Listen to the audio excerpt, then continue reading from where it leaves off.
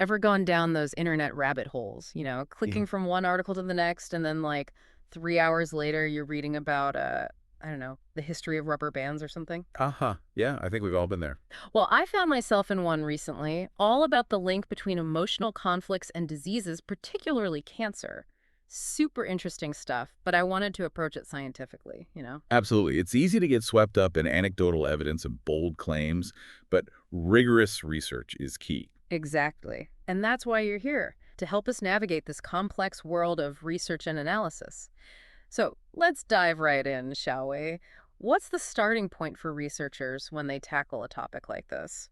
Well, the gold standard in research like this are systematic reviews and meta-analyses. Okay, that sounds pretty serious. They are, but in a good way. Think of them as like super detectives of the research world, Ooh, I right? like that. They gather all the clues from multiple studies, cross-examine the evidence, and try to piece together a more complete and reliable picture. So instead of just looking at one study in isolation, they're looking at the bigger picture. Exactly. That makes a lot of sense. So how does this detective work, this whole process, how does it actually work in practice? Okay, let's imagine we're setting out to investigate this connection between emotional conflict and disease, right? Okay. The first step is defining our research question. So like what are we actually trying to find out here? Precisely. We need a clear target, a specific question.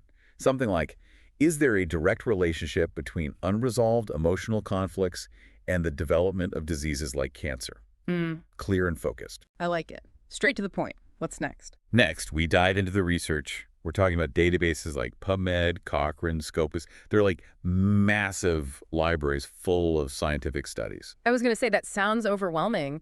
How do researchers even know where to start looking in these huge databases? Key words, my friend, using very specific terms like emotional conflicts, cancer, stress, maybe even something like psychoneuroimmunology helps narrow down the search to the most relevant studies. Okay, so it's all about being strategic with your search terms. Exactly. But even with a focused search, you might be wading through a lot of material.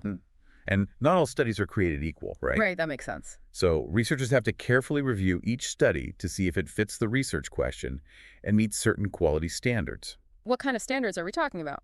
Things like, did the study use robust methods? Did they control for biases? Was the sample size large enough to draw meaningful conclusions from? We want to make sure the studies we're including are top-notch. Yeah, garbage in, garbage out, as they say. So once we have this collection of high-quality studies, what's the next step? Time to roll up our sleeves and extract the data. We're looking for the core findings from each study that relate directly to our research question. Like, what types of emotional conflicts were studied? What specific diseases were they looking at? Were there any interventions used? And of course, what were the results? Okay, so we've gathered all this data. Now what? What do we do with it all? Now the real fun begins.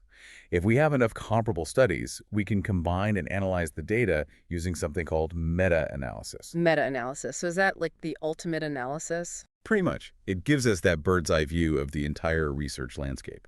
So instead of relying on just one study, which might have limitations, meta-analysis allows you to look for pattern and trends across many studies. You got it. It's about painting a more complete and nuanced picture. That makes a lot of sense. So we've gone through this entire research process, gathered the data, analyzed it.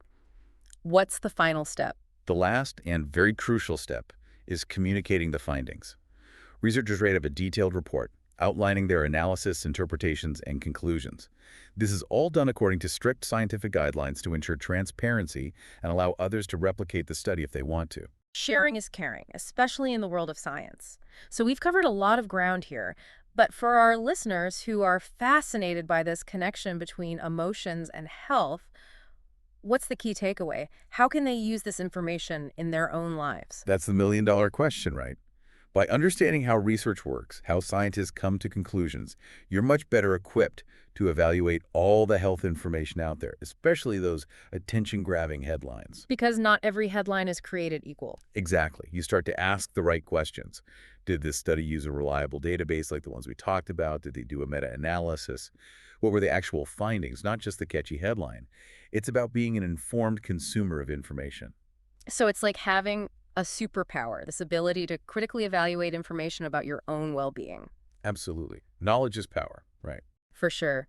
And for listeners who want to dive even deeper, we'll be sure to include some resources in the show notes, particularly about that psychoneuroimmunology thing you mentioned. Yes, psychoneuroimmunology, it's a mouthful. But it's basically the study of how our minds, our emotions, and our immune system are all interconnected. So interesting. We could do a whole other deep dive on that. Absolutely. Well, as we wrap up this deep dive, I have one final thought for everyone to ponder. Knowing how scientific research works, how might you approach information about emotional well-being and physical health in your own life? It's definitely something to think about. It is. It's a lifelong journey of discovery. It really is.